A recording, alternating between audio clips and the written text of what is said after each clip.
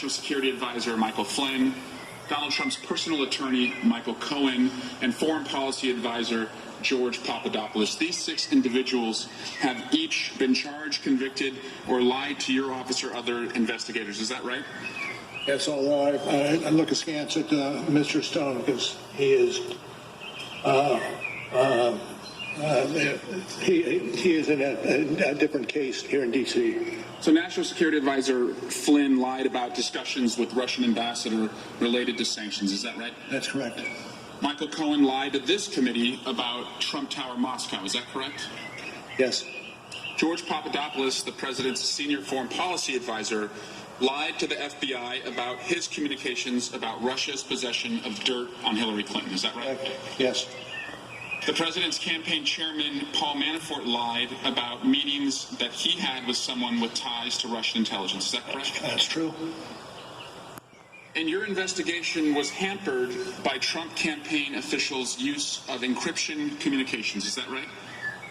We believe that to be the case. You also believe to be the case that your investigation was hampered by the deletion of electronic messages. Is that correct? It would be, yes. Generally, any case would be if those kinds of communications are used. For example, you noted that Deputy Campaign Manager Rick Gates, who shared internal campaign polling data with the person with ties to Russian intelligence at the direction of Manafort, that Mr. Gates deleted those communications on a daily basis. Is that right?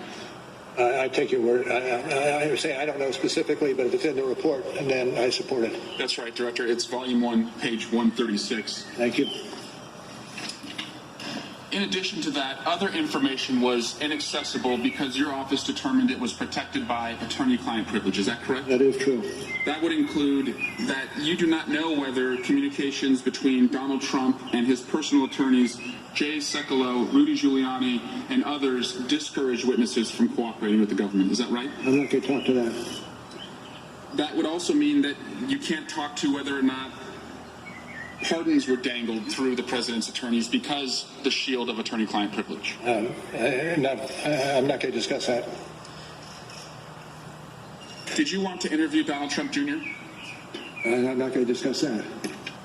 Did you subpoena Donald Trump Jr.? And I'm not going to discuss that. Did you want to interview the president? Yes. Director Mueller, on January 1st, 2017 through March 2019, Donald Trump met with Vladimir Putin in person 6 times, called him 10 times, and exchanged 4 letters with him. Between that time period, how many times did you meet with Donald Trump? I'm not going to get into that. He did not meet with you in person, is that correct? He did not.